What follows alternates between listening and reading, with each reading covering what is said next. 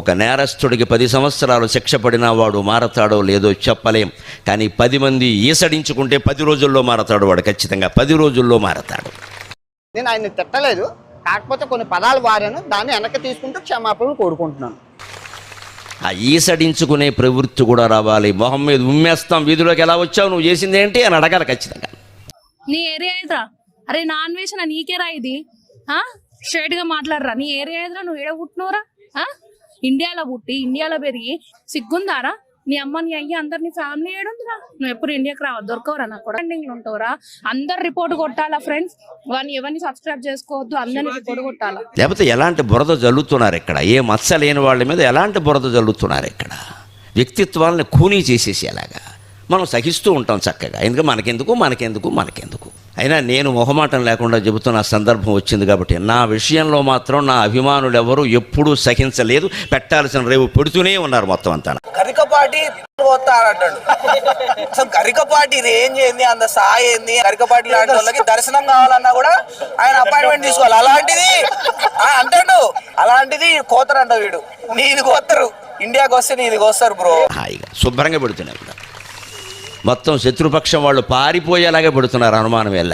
Social media కామెంటరీలో కూడా మనదే పైచి అనుమానం ఏ దాకా మన బిచ్చం తిన్న కొడుకు ఈ రోజు మన క్యాంటీ అయినాడు. నాన్ వేస్తున్నా నేను పాపం వాడు ఫాలో చేయడం కాదు, అరే భయ్ వీడు మంచోడు రా పాపం మనోడు అనుకో నేను ఫాలో అయితే భయాసాన్ని కూడా అన్ఫాలో చేసి ఈయన ఫాలో చేసిన. లాస్ట్ కు వీడు మనల్ని ముంచుతున్నాడు. భయ లేదు ఎక్కడ ధర్మానికి నిలబడతారనే విషయం తెలిసింది. మీకు అందరికీ సాధారణంగా నమస్కారం చేస్తున్నా. నాకేం మొహమాట. పిలుపునిచ్చారు, రవి పిలుపునిచ్చారు, అందరూ పిలుపునిచ్చారు. అదిగో సెకండ్కి తగ్గిపోతున్నాయి చూడండి. 2,32,04,471. అదిగో 69, తర్వాత 66. ఇదిగో సెకండ్కి తగ్గిపోతున్నాయి. 470 ఇలా తగ్గిపోతుంది. అంటే అదిగో 465. కరెక్ట్గా రవి గారు మీ పిలుపు పనిచేస్తున్నట్టుంది. పోయేలాగే పెడుతున్నారు అనుమానం వెళ్ళ.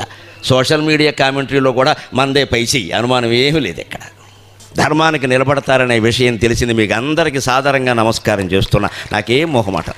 స్పందించాలి. ఇష్టం వచ్చినట్టు మాట్లాడితే నమ్మడమే, ఏది పడితే అది. అలా కట్టుబడినప్పుడే ధర్మం లోకంలో నిలబడు. గరికపాటి గారు చెప్పినట్టు మనం వాడికి బుద్ధి వచ్చేటట్టు చేయాలి. మనం ఎట్టి పరిస్థితుల్లో మన ఉద్యమాన్ని అయితే ఆపకూడదు. వాడే ఉండాలి. వాడికి అన్ఫాలోలు అన్సబ్స్క్రైబులు పెరిగిపోతూనే ఉండాలి రోజు రోజుకి. వాడికి ఇంకా బలుపు తగ్గలేదు, ఏం తగ్గలేదు. వాడికి మన ఇండియన్స్ అంటే ఏందో చూపించాలి. ఇంకొకసారి హిందూ ధర్మం గురించి ఏదన్నా మాట్లాడాలంటే వాడికి ఉచ్చ పడిపోయేలాగా మనం చేయాలి. జై శ్రీరామ్, జై హింద్.